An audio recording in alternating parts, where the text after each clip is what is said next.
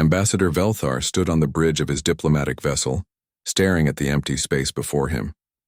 His crystalline eyes reflected the dim light of distant stars. For 200 years he had negotiated treaties across the galaxy. He had spoken with warriors, traders, and kings. But today felt different. Today he felt nervous. The human vessel appeared without warning. One moment, empty space. The next moment, a ship hung there like a blade in the darkness. Velthar's 4 hands gripped the railing tighter.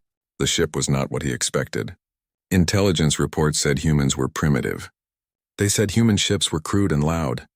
This ship was neither. The vessel was dark gray, almost black.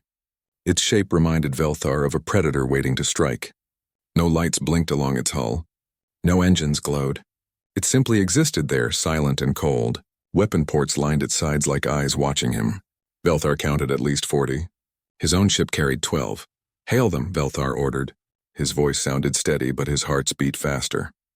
The communication officer worked the controls. Seconds passed. Then a human face appeared on the screen. The man had dark hair turning gray at the edges. His eyes were hard and calculating. Deep lines marked his face. "I am Captain Taman of the human vessel Resilient Dawn," the man said. His voice was flat and professional. "State your purpose, Ambassador." Velthar noticed the captain did not offer a greeting. No polite words of welcome. Just business. The Ashkari diplomat straightened himself. "I am Ambassador Velthar of the Galactic Concordance," he replied. "I bring an urgent message from the High Chancellor. The Concordance requests Earth's presence at a summit on Kiva's Rest. A threat has emerged that concerns all species." Captain Taman's expression did not change. The Concordance, the same organization that rejected humanity 60 years ago, the same one that called us too violent for civilized space. Velthar felt his confidence crack. That decision was made by a different council. Times have changed. Have they? The captain leaned forward slightly. "Or have your circumstances changed, Ambassador? You need something from us, otherwise you would not be here." Behind the captain, Velthar could see part of the bridge. Human crew members moved with precise coordination. They wore dark uniforms and worked in complete silence. Every movement seemed calculated. Every action had purpose. These were not explorers. These were soldiers. 6 colonies have disappeared, Velthar said, choosing honesty. No warnings. No wreckage, nothing.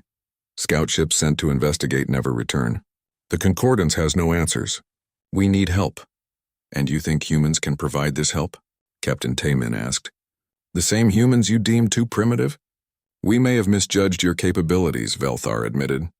It hurt his pride to say it, but truth was necessary now. A woman appeared beside Captain Taman on the screen. She had sharp features and intelligent eyes. Her uniform marked her as a scientist. "I am Dr. G1, she said. "What kind of energy signatures did your scouts detect before they disappeared?" Velthar gestured to his communication officer. "Data transferred to the human ship." He watched G1's eyes move as she read the information. Her expression grew more serious.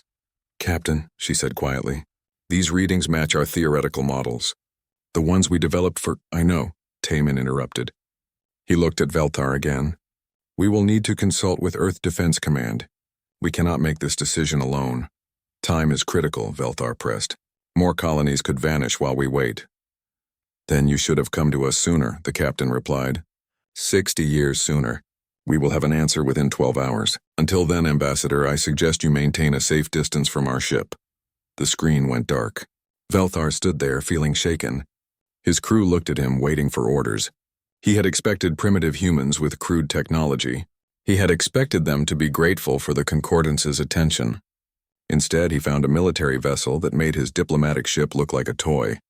He found humans who remembered the rejection and held no gratitude. "Sir?" his pilot asked. "Should we maintain position?" Velthar looked at the human ship again. It had not moved. It simply waited there, weapons ready, engines silent, like a predator that had no fear of being hunted. "Move us back 2,000 kilometers, Velthar ordered, "and keep all sensors on that ship. I want to know everything about it." The hours passed slowly. Velthar's crew gathered data on the human vessel. Each discovery troubled him more. The ship's hull was made from materials not found in any Concordance database. Its weapons used energy systems that should not be possible with human technology. Most disturbing, The ship generated a field around itself that interfered with their sensors. The humans did not want to be fully seen. Finally, after 11 hours and 43 minutes, the human ship sent a message. Captain Taman appeared on screen again. Earth Defense Command has reviewed your request, he said. We will send a delegation to Kiva's Rest. Ambassador Hyunwoo will lead our diplomatic team. Admiral Nari will command our escort fleet. Escort fleet? Velthar asked. How many ships? 3, Taman replied. The diplomatic vessel and 2 frigates. Is that a problem, Ambassador? Velthar thought about his own journey. He traveled alone, as was custom for diplomatic missions. But humans thought differently. They sent guards even for peace talks. No problem, Velthar said. When will they arrive? They are already in transit, the captain answered. They will reach Kiva's Rest in 5 days. We suggest you arrive first and prepare the concordance for our presence. Some species may find our ship soon unsettling. The screen went dark again. Velthar ordered his pilot to set course for Kiva's Rest immediately. As his ship turned and accelerated, he looked back one final time at the human vessel. It remained there, silent and dark, watching his departure. Velthar drafted his report to the High Chancellor during the journey. He chose his words carefully.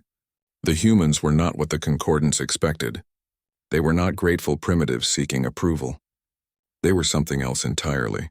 Something that prepared for war even in times of peace. Something that held grudges and remembered every slight. He tried to describe the human ship, but words failed him. How could he explain that sense of dread? That feeling of being watched by something dangerous?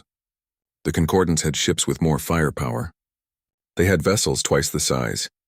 But none of them felt like the resilient Dawn. None of them carried that air of quiet menace. When he finished the report, Velthar read it over 3 times. Finally, he added one more line at the end. We have awakened something we do not understand. I pray to the stars that we have not made a terrible mistake. He sent the report and tried to rest. But sleep would not come. In his mind, he kept seeing that dark ship hanging in space. He kept remembering Captain Taman's hard eyes. Most of all, he kept thinking about what Dr. Jiwan had almost said. The humans had theoretical models for whatever was destroying colonies. They had studied threats the concordance never imagined existed. What kind of species prepared for impossible dangers? What kind of people spent decades researching weapons for enemies they had never met?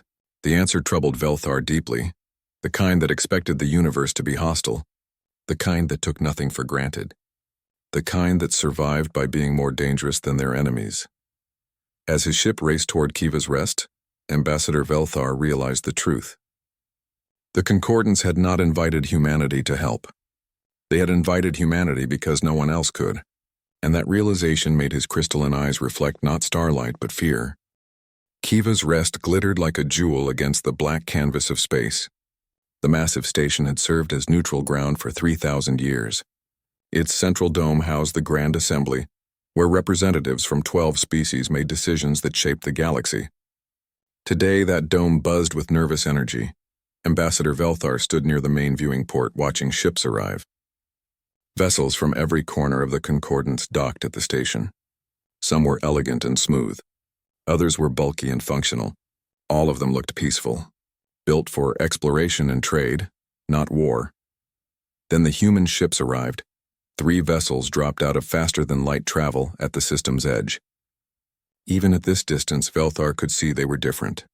Angular and aggressive, they moved through space like sharks through water. The lead ship was larger than a concordance cruiser. The 2 escorts flanked it perfectly, maintaining exact distance and speed. What are those? Someone asked beside him. Velthar turned to see Tekvor, the military commander from the Sarvati Collective. The reptilian officer's scales had shifted to a darker color indicating stress. Those are the human delegation, Velthar replied quietly. Delegation? Tekvor's voice carried disbelief. Those are warships. Why would they bring warships to a peace summit? Velthar had no answer. He watched the human fleet approach the station. Other aliens gathered at viewing ports throughout Kiva's Rest. Whispers spread through the corridors. Some voices carried curiosity. Others held contempt. Many expressed fear. The human ships docked with mechanical precision. Velthar made his way to the reception area. As the concordance's representative, he had the duty to greet them. He wished he felt more confident. The airlock opened. The first human through was a woman in a dark uniform. She carried herself with absolute authority. Her eyes scanned the reception area, noting exits and potential threats. This was Admiral Nari. She did not look like a diplomat. Behind her came a man in formal robes. He was older, with kind eyes and a gentle smile. This had to be Ambassador Hyunwoo. He approached Velthar with open hands, a human gesture of peace. "Ambassador Velthar," Hyunwoo said warmly, "thank you for arranging this summit. We are honored by the invitation." His words were polite, but Velthar noticed Admiral Nari never stopped watching the crowd. Human security officers formed a protective circle around their delegation. They moved like trained fighters, not ceremonial guards. "The High Chancellor awaits in the assembly chamber," Velthar said. He led the humans through Kiva's Rest's wide corridors. Aliens stepped aside as they passed. Some stared openly. Others whispered behind their appendages. The Grand Assembly was already full when they arrived. Representatives from all 12 species sat in tiered sections around a central platform. Holographic stars swirled in the domed ceiling above, creating the illusion of floating in space. At the platform's center stood High Chancellor Vormek, his crystalline shell glowing with contained energy. Ambassador Hyunwoo walked to the central platform with confidence. Admiral Nari and 2 other humans followed. One was a woman with intelligent eyes carrying a data tablet. The other was Captain Tae Min from the Resilient Dawn. "Honored members of the Galactic Concordance," Hyunwoo began. "Humanity thanks you for this opportunity. We come in peace, seeking understanding and cooperation." Tekfor stood in his section. "You come in warships," he called out. "Is this how humans define peace?" Hyunwoo's smile did not waver. "We come prepared, Commander. There is a difference. Your own intelligence reports indicate a serious threat. We simply refuse to be caught defenseless." Murmurs rippled through the assembly. High Chancellor Vormek raised one crystalline appendage for silence. "Let us address the crisis." Vormek's voice resonated through the chamber. 6 colonies have vanished in the past month. The latest was New Sarvath, home to 12 million souls. No distress signals. No survivors. Nothing remains but empty space. Holographic displays activated around the chamber. Images showed peaceful colonies one moment, then nothing the next. Data scrolled past, showing the final sensor readings before each disappearance.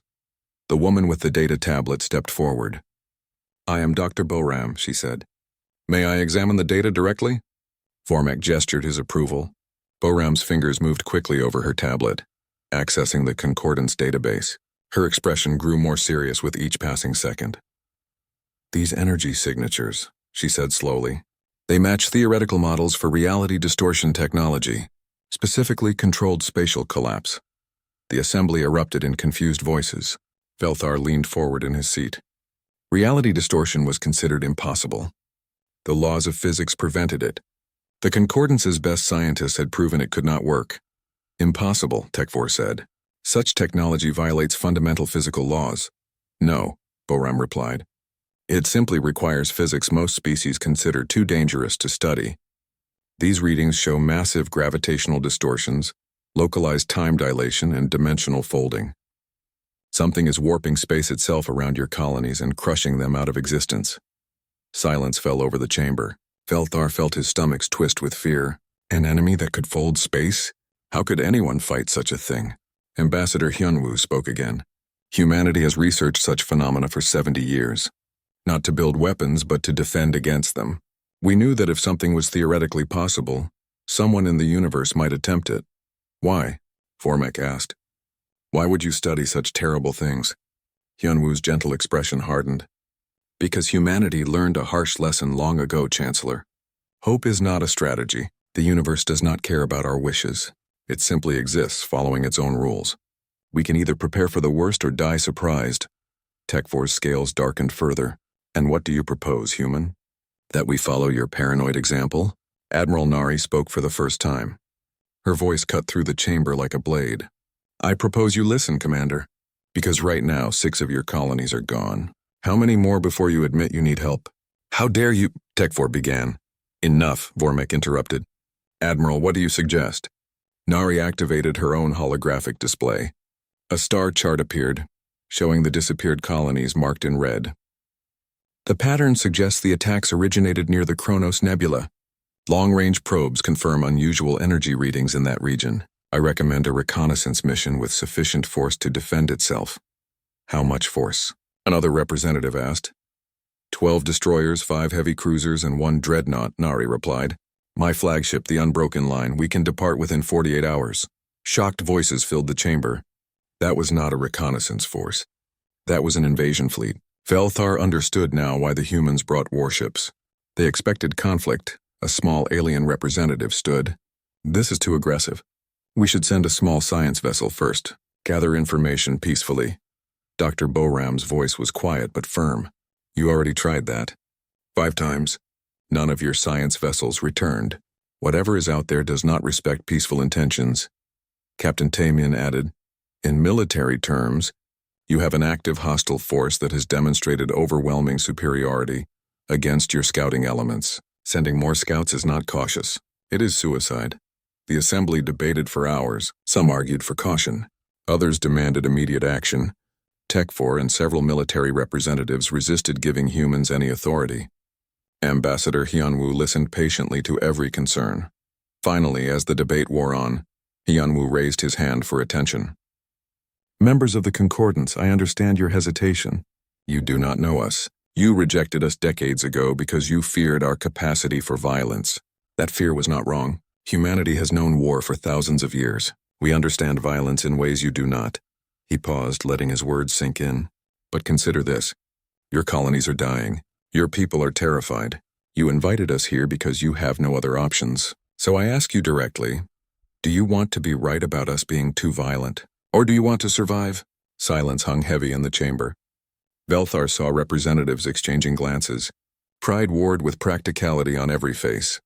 High Chancellor Vormek's crystalline shell pulsed with light. I will vote for the human proposal. Admiral Nari will lead the reconnaissance mission. Concordance observers will accompany the fleet. I volunteer, Velthar heard himself say. All eyes turned to him. His own surprise matched theirs. But something drove him forward. He needed to understand these humans. Needed to see what made them so different. Admiral Nari nodded. We welcome your presence, Ambassador. The vote was called. It passed by a narrow margin. Relief and anxiety mixed in the chamber. Humans would command a Concordance military operation for the first time in history. Many saw it as shameful. Others saw it as necessary. As the assembly dispersed, Velthar approached the human delegation. Admiral Nari was speaking with her officers, making plans. Ambassador, Velthar said to Hyunwoo, that speech about survival versus being right. That was well played. Hyunwoo's gentle smile returned. It was not a game, Ambassador. We genuinely want to help. But we learned long ago that respect must be earned. The Concordance rejected us because you thought you were superior. Now you see you are not. Remember that lesson. The words stung, but Velthar could not deny their truth. The Kronos Nebula looked like a wound in space. Thick clouds of ionized gas glowed with sickly purple and green light. Electromagnetic storms crackled through the void. Sensors struggled to penetrate the interference. It was beautiful and terrifying at the same time. Velthar stood on the bridge of the Unbroken Line, watching the nebula grow larger on the view screen. The human dreadnought was massive, nearly a kilometer long. Its bridge was darker than Concordance vessels. Dim red lights illuminated workstations where humans moved with silent efficiency. No one spoke unless necessary. The silence felt heavy. Admiral Nari stood at the center of the bridge, hands clasped behind her back. She watched the sensor displays with intense focus. Around her, officers monitored dozens of screens showing data from the entire fleet. Fleet status? Nari asked. All ships report ready, Admiral, replied Commander Jae-hoon from the tactical station. Weapons charged. Shields at maximum. Reality anchors standing by. Velthar still did not fully understand reality anchors. Human engineers had tried to explain them during the journey. They were devices that stabilized local spacetime, preventing external manipulation. The Concordance had never conceived of such technology because they believed space could not be manipulated. Humans built defenses for impossible threats, Ambassador, Nari said, turning to Velthar. Last chance to return to the support ships. This may become dangerous quickly. Velthar straightened his tall frame. I volunteered for this mission, Admiral. I will see it through. Nari nodded with what might have been respect. Very well. Helm, take us in. All ships maintain formation Delta 7. Weapons free. If something moves, I want to know about it immediately. The fleet entered the nebula. Visibility dropped to almost nothing. The purple and green clouds pressed against the view screen like living things. Velthar's natural instinct screamed danger. Every fiber of his being wanted to flee. The humans showed no such fear. They worked calmly, adjusting sensors and monitoring for threats. It was not that they were brave, Velthar realized. They simply expected danger as the natural state of existence. Contact, someone called out. Debris field ahead. Matches the configuration of the colony ship Eternal Hope. The fleet slowed. Velthar moved closer to see the sensor display. Twisted metal floated through space, but the debris looked wrong. The pieces were compressed, folded in ways that should not be possible. Some fragments showed evidence of extreme gravitational stress. Dr. G1 examined the data from her science station. This confirms Bohrum's theory. Something collapsed space around the ship. The hull was crushed like paper in a fist. Crew survival time would have been less than 3 seconds. Velthar felt sick. 12,000 people had been aboard the Eternal Hope. They died so quickly they probably never knew what happened. Keep moving, Nari ordered. Mark the location for recovery teams later. Right now we need to find what did this. The fleet pushed deeper into the nebula. An hour passed. Then another. Tension mounted on the bridge. Every sensor ghost became a potential threat. Every energy fluctuation drew immediate attention. Then the sensors detected something that made no sense. Admiral, Commander Jaehoon said slowly. I'm reading gravitational anomalies. Multiple sources. They're moving, surrounding us. Show me, Nari ordered. The tactical display lit up with indicators. Red dots appeared around the fleet, forming a loose circle. They moved in ways that violated physics, accelerating without thrust, changing direction without turning, existing in locations they should not be able to reach. What are they? Velthar whispered. Unknown, Jaehoon replied. Mass readings are enormous, but they occupy almost no physical space. It's like they're partially here and partially somewhere else. Space began to distort. Velthar could see it on the view screen. Reality itself seemed to bend and twist. Stars that should have been behind them appeared ahead. The nebula's clouds folded in impossible directions. Then they appeared. The Devourers defied description. They were not ships. They were not creatures. They were holes in reality, living voids that consumed light and matter. Their edges flickered between existing and not existing. Looking at them made Velthar's eyes hurt. His mind struggled to comprehend what he was seeing. All ships, battle stations, Nari's voice cut through the confusion. Activate reality anchors. Maximum power. Across the fleet, devices came online. Velthar felt a subtle shift, like pressure releasing. The distortions around them stabilized slightly. The Devourers seemed to hesitate, their movements becoming less fluid. The anchors are working, G1 reported. They're having trouble manipulating space within our defensive perimeter. Good, Nari said. Now let's see if our weapons work as designed. All ships target the nearest entity. Fire when ready. The human destroyers opened fire first, but their weapons did not shoot conventional projectiles. Beams of something that looked like condensed darkness lanced out. Where they struck the Devourers, reality seemed to tear and heal simultaneously. One Devourer shuddered. Its form destabilized, flickering rapidly between dimensions. Then it collapsed inward and vanished. Confirmed kill, Jaehoon reported. Exotic matter weapons are effective. But the other Devourers responded. Space warped violently around 3 human destroyers. Velthar watched in horror as the ships began to crumple. Metal screamed as hulls compressed. One destroyer managed to activate emergency systems, but the other 2 were crushed into balls of twisted metal in seconds. Return fire, Nari ordered calmly. All heavy cruisers concentrate on saving those destroyers. Engineering, increase power to reality anchors. A voice came over the communication system. Admiral, this is Engineer Sung Ho. Anchors are at maximum. We're preventing spatial manipulation in a sphere roughly 50,000 kilometers across, but they can still attack from outside that range. Understood. Helm, rotate the fleet. Put our heaviest armor toward the main threat concentration. All ships maintain anchor coverage. We create a safe zone and force them to enter it. The human fleet moved with practiced precision. Ships rotated and repositioned, their reality anchors overlapping to create a stable bubble of normal space. The Devourers circled this bubble like predators around a fire, unable or unwilling to enter. They're intelligent, Ji-won observed. They're learning that our defensive sphere is dangerous to them. Then we need to make them come to us, Nari said. Or we need to expand our sphere to reach them.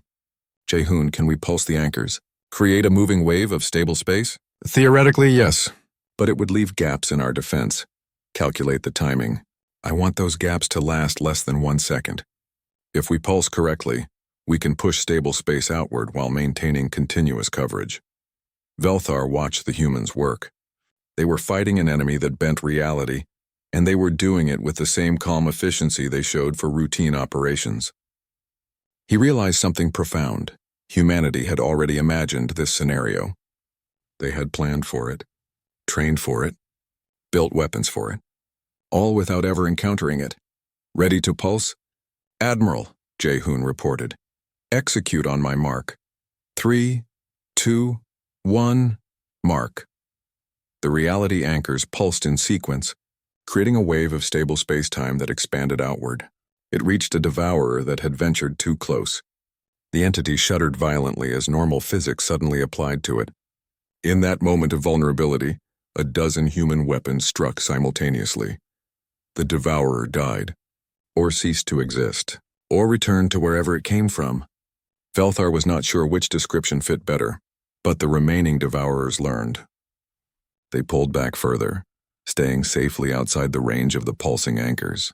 Then they began to coordinate their attacks, space distorted from multiple directions simultaneously, trying to find weaknesses in the human defense. A Concordance observer ship, positioned just outside the main fleet formation, suddenly came under attack. Its shields failed instantly as space folded around it.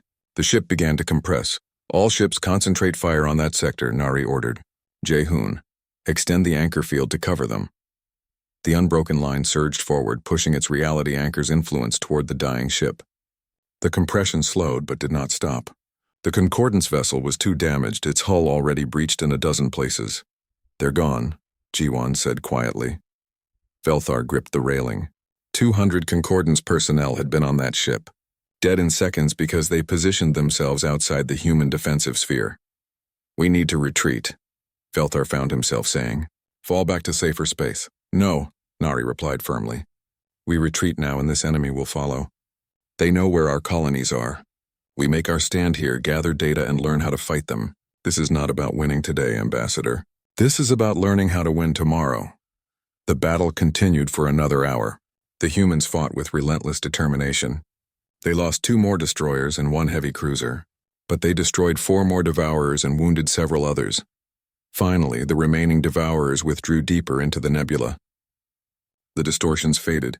Space returned to normal. The human fleet held position, weapons still charged, ready for another attack.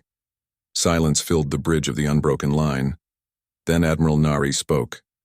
Damage reports, casualty counts. I want full analysis of every weapon hit and every anchor pulse. We just learned how to hurt these things. The war room aboard the unbroken line felt cold despite the adequate temperature. Velthar sat beside other Concordance observers around a large holographic display. Admiral Nari stood at the head of the table. Exhaustion lined her face, but her eyes remained sharp and focused. Let us begin, Nari said. She activated the display showing footage from the battle. These entities, which we are calling devourers, represent a threat unlike anything the Concordance has faced. They exist partially in our dimension and partially in another. This allows them to manipulate space-time around their targets. The footage showed a devourer attacking a destroyer. Space folded. The ship compressed. Then nothing remained but debris. However, Nari continued, we have proven they can be killed. When forced into stable space-time, they become vulnerable to exotic matter weapons. Our reality anchors create zones where they cannot use their primary advantage. Dr. Ji-won stepped forward. I have analyzed the data from all 6 confirmed kills. The devourers require approximately 3 seconds of stable space-time exposure before becoming vulnerable. During that window, concentrated fire from exotic matter weapons disrupts their dimensional phasing. They essentially get stuck between dimensions and tear themselves apart. A Concordance military observer raised his appendage. How many of these reality anchors do you possess? Engineer Sung-ho answered. Currently, each human military vessel carries 3 anchors. We have manufacturing facilities on Earth and Mars that can produce approximately 50 units per month. Given the scale of the concordance, that is insufficient. Velthar felt his stomach twist. How long would it take to protect all our colonies? At current production rates? Sung-Ho calculated quickly. 7 years minimum. And that assumes we have facilities, resources, and trained personnel, which the concordance does not. Silence fell over the room. 7 years was too long. The Devourers could destroy dozens of colonies in that time. Maybe hundreds. Admiral Nari broke the silence. However, if we combine concordance manufacturing capabilities with human technical knowledge, we could accelerate production. Your industrial capacity dwarfs ours. You simply lack the technical specifications. You would share this technology? Another observer asked, surprised. We would share everything, Nari replied firmly. The Devourers threaten all of us. This is not about human advantage. This is about collective survival. Commander Jaehoon brought up a new display. We propose a 3-phase defensive strategy. Phase 1. Deploy reality anchors around the most vulnerable colonies. Create safe zones where the Devourers cannot easily attack. Phase 2. Establish early warning networks throughout frontier space. We need to detect their presence before they strike. Phase 3. Form rapid response fleets capable of engaging and destroying them. Who would command these fleets? Velthar asked, though he already knew the answer. Human officers with concordance personnel integrated throughout, Nari said. Your people need to learn our tactics. We need your resources and infrastructure. This must be a true collaboration, not humans simply defending concordance space. While they discussed strategy, thousands of light years away, another drama unfolded at Kiva's Rest. Ambassador Hye-jin stood before the Galactic Concordance Council. The assembly chamber was fuller than Velthar had ever seen it. Every species had sent their senior representatives. Fear drove attendance. Members of the Concordance, Hye-jin began. Admiral Nari's fleet has returned from the Kronos Nebula. I will not sugarcoat the news. The threat is real. The threat is deadly. And the threat is not contained to one region of space. She activated a galactic map. Red dots appeared in dozens of locations. These are confirmed Devourer sightings in the past 48 hours. They are spreading fast. Panic rippled through the assembly. Representatives spoke over each other. Some demanded immediate military action. Others called for evacuation of frontier colonies. A few suggested surrender might be possible if the Devourers were intelligent. Surrender to what?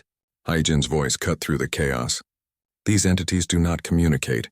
They do not negotiate. They simply consume. They are apex predators that feed on matter and energy. You are food to them. Nothing more. Tech-Force stood, his scales showing deep purple stress patterns. Then what do you propose, human? You speak of threats and danger but offer no solutions. I offer humanity's complete arsenal, Hye-jin replied. Our weapons. Our tactics. Our manufacturing specifications. Everything we know about fighting these entities. In exchange, we require 3 things. Name them. High Chancellor Vormek said. First, full membership in the Galactic Concordance, not as observers or junior partners but as equals. Second, access to Concordance manufacturing facilities and resources. Our production capacity alone is insufficient. Third, command authority over the anti-Devourer defense fleet. The assembly erupted. Command authority was the sticking point. Many species had belonged to the Concordance for thousands of years. Humanity had known about galactic civilization for barely 60 years. Giving them military command seemed absurd. Unacceptable, Tech-Force said. My species has defended the Concordance for millennia. We will not subordinate ourselves to newcomers. Hye-jin's expression remained calm. Then let me ask you directly, Commander. In the battle at Kronos Nebula, how many ships did your species lose in similar engagements with the Devourers? Tech-Force scales darkened. All of them. Every ship we sent against these entities was destroyed. And how many ships did humanity lose while killing 6 Devourers? 5 ships, Tech-4 admitted quietly. We lost 5 ships and killed 6 enemies you could not hurt. We did this because we spent decades preparing for threats you convinced yourselves did not exist. Now you can accept our help and survive, or reject it and die with your pride intact. The choice is yours. Council member Zephyk, a cautious politician who usually avoided controversy, stood slowly. The human speaks truth we do not wish to hear. Our military doctrines have not changed in centuries. We grew comfortable. We assumed peace would last forever. We were wrong. But giving humans command, another representative began, is better than extinction. Zephyk interrupted. I vote for humanity's terms. All of them. The debate raged for hours. Representatives argued from every angle. Some worried about human militarism. Others feared becoming dependent on human protection. A few suggested the Devourers might be a temporary problem that would resolve itself. Meanwhile, aboard the Unbroken Line, Velthar received updates on the council debate. He sat in the observation lounge with Dr. G1, watching stars drift past. Your people are arguing about pride while colonies die, G1 said quietly. It frustrates you. It does, Velthar admitted. But I understand their hesitation. The concordance has existed for thousands of years. Suddenly, a young species demands authority over our defense. It challenges everything we believed about ourselves. You believed you were advanced, sophisticated, beyond primitive violence. G1's voice held no accusation, just statement of fact. Then humans arrived and shattered that belief. We showed you that violence has its place, that sometimes survival requires being more dangerous than your enemies. Velthar's crystalline eyes reflected the starlight. Your species terrifies us, but right now that terror is the only thing keeping hope alive. G1 smiled sadly. We terrify ourselves sometimes, Ambassador. You think we enjoy this? Being the ones who prepare for apocalypse? We would love to believe in endless peace. But Earth's history taught us better. We survived ice ages, plagues, wars, asteroid impacts, and our own stupidity. We learned that survival demands vigilance always. How do you live with such constant fear? It is not fear, G1 corrected. It is awareness. We acknowledge reality without letting it paralyze us. Yes, the universe is dangerous. Yes, terrible things exist. But we can fight them. We can prepare. We can survive. That is not fear, Ambassador. That is determination. The door opened. Admiral Nari entered the lounge, followed by Commander Jae-hoon. Ambassador Velthar, the Council has reached a decision. They want to speak with you directly. Velthar's communication device activated. High Chancellor Vormek's crystalline form appeared in hologram. Ambassador Velthar, you have observed the humans closely. You fought beside them. Do you trust them? Velthar considered the question carefully. Trust was complex. Did he trust human intentions? Their methods? Their judgment? Finally, he settled on the truth. I trust their competence, Chancellor. I trust that they have thought deeply about these threats. I trust that they will fight with everything they possess. Whether I trust them to always make decisions I would agree with? No, but right now that is irrelevant. They can kill Devourers, we cannot. The rest is politics. Vormek was silent for a long moment. The Council has voted. Humanity is granted provisional membership in the Galactic Concordance. You will have access to our manufacturing facilities. And Admiral Nari will assume command of the defensive fleet, with oversight from a joint military council. Provisional membership? Nari asked. Full membership will be granted after the crisis is resolved, Vormek explained. If humanity proves trustworthy during this period. Hyojin's voice came through the communication. We accept these terms, Chancellor. Admiral Nari will begin fleet integration immediately. The Thermian Gate had guarded the heart of Concordant space for 2 millennia. It was not a physical gate, but a strategic point where 4 major trade routes converged. Control this location and you controlled access to the core worlds. Lose it and billions would be cut off from help. Now, the largest fleet in galactic history assembled here. 317 ships hung in formation around the gate.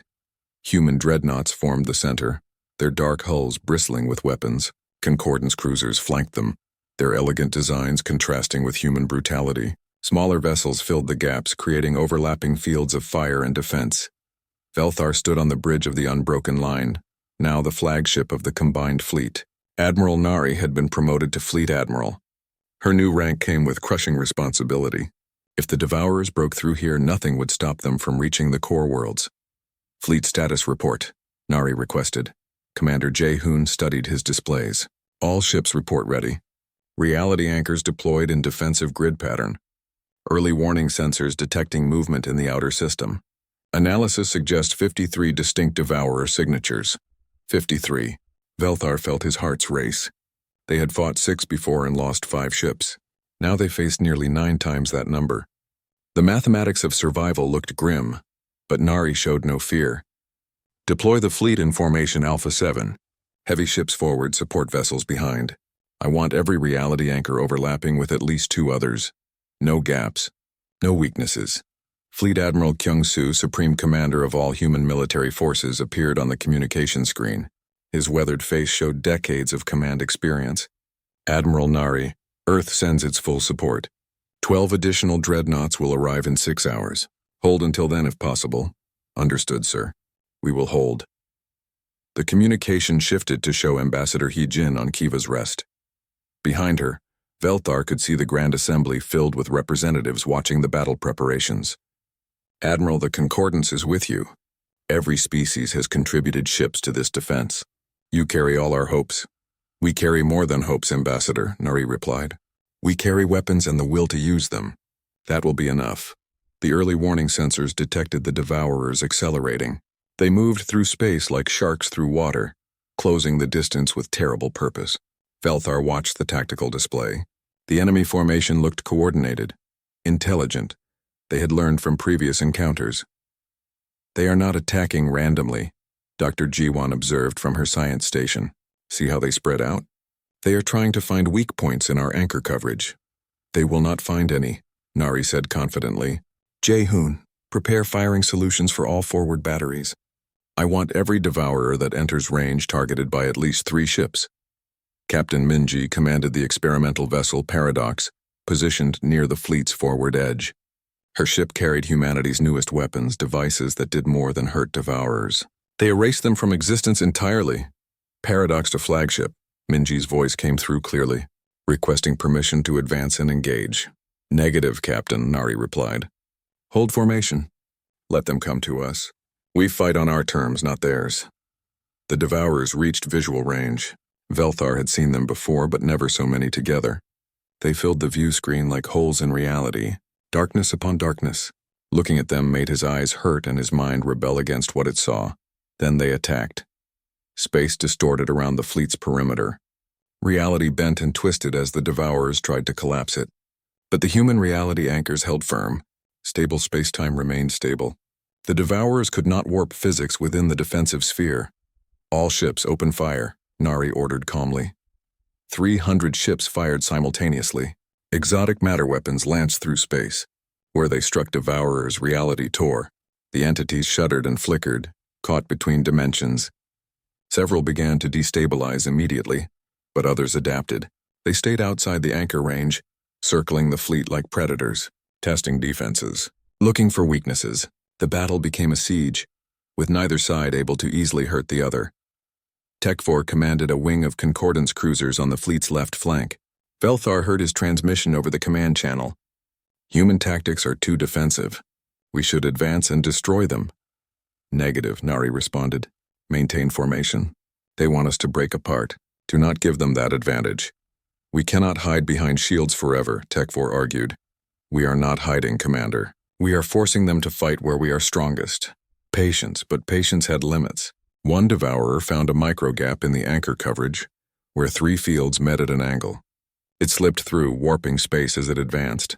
A Concordance destroyer found itself trapped. Space folded around the ship. Velthar watched helplessly. The destroyer began to compress. Its shields failed. Hull plates buckled. Then human destroyers surged forward. They moved with reckless speed, deliberately positioning themselves between the Devourer and its victim. Their own reality anchors expanded, pushing stable space toward the threatened ship. The Devourer shifted targets. It attacked the human ships instead. One destroyer crumpled before its anchor could fully engage, but the other 2 held. Their weapons fired at point-blank range. The Devourer shuddered, flickered, and died. The Concordance destroyer survived, badly damaged but intact. Its crew owed their lives to humans who deliberately drew enemy fire. This is what they do, Velthar said quietly to himself. They sacrifice for others, even for species that once rejected them. Captain Minji's voice cut through the command channel. Admiral, I see an opening. Request permission to take Paradox and strike force through their lines. If we can hit them from behind while they focus on the main fleet, we can disrupt their coordination. Nari considered for only 3 seconds. Permission granted. Take ships Echo 4 through Echo 15. Stay within mutual anchor coverage. If anything goes wrong, retreat immediately. Understood. Paradox out. 12 ships detached from the main fleet. They moved in tight formation, their reality anchors overlapping to create a mobile sphere of stable space. The Devourers noticed immediately. 6 entities turned to intercept. Minji's tactics were brilliant. Her ships moved like dancers, maintaining formation while dodging enemy attempts to surround them. Every time a devourer came close, concentrated fire destroyed it. The strike force cut through the enemy like a knife, but the devourers learned. They began coordinating attacks from multiple directions simultaneously. Minji's formation came under pressure from all sides. 2 ships took heavy damage as space distorted around them. Strike force is in trouble, Jae-hoon reported. Nari did not hesitate. All ships advance. Full speed. We break their siege and support our forward element. Maintain anchor coverage but push forward aggressively. The entire fleet surged forward. 300 ships moving as one, pushing their defensive sphere toward the embattled strike force. The devourers found themselves trapped between the advancing main fleet and Minji's ships. Now, Nari said, all ships maximum firepower. Destroy everything in front of us. The battle became chaos. Weapons fire filled space. Reality anchors pulsed at maximum power, creating waves of stable space-time that crashed over the devourers. The entities tried to flee, but human destroyers pursued them relentlessly. There was no mercy. No quarter. Just systematic destruction. Tekfor's voice came through again, but this time it held no criticism. These humans fight like demons. I have never seen such aggression. They fight like survivors, Velthar corrected. There is a difference. The battle raged for 3 more hours. The combined fleet lost 62 ships. Over 15,000 personnel died. But they destroyed every devourer. 53 threats eliminated. The Thermian gate was secure. Silence fell over the command channel. Crews sat exhausted at their stations. Admiral Nari remained standing, though she must have been as tired as everyone else. Damage report, she requested. Begin recovery operations for survivors. Medical teams to stand by for incoming wounded. And someone get me a count of how many devourers we killed. Confirmed kills 53, Jae-hoon reported. 0 entities escaped. Relief washed through the fleet. They had won. Not easily. Not without cost. But they had won. High Chancellor Vormek's hologram appeared in the center of the bridge. Admiral Nari, on behalf of the Galactic Concordance, I thank you. You saved billions of lives today. We lost 15,000 to save those billions, Nari replied quietly. I hope the Concordance remembers their sacrifice. We will, Vormek promised. Humanity has proven itself beyond any doubt. When this crisis ends, you will have full membership. No more provisional status. You have earned your place among us. Nari nodded but said nothing. Vilthar understood why. She was not thinking about membership or recognition. She was thinking about the 15,000 who would never go home. Days later, a ceremony was held at Kiva's Rest. The Grand Assembly gathered to officially welcome humanity into the Galactic Concordance. Velthar attended, standing with other ambassadors as Ambassador Hyunwoo accepted the honor. We thank the Concordance for this recognition, Hyunwoo said. But we must remember why we stand here today. Not because humanity sought glory or power, but because we were needed.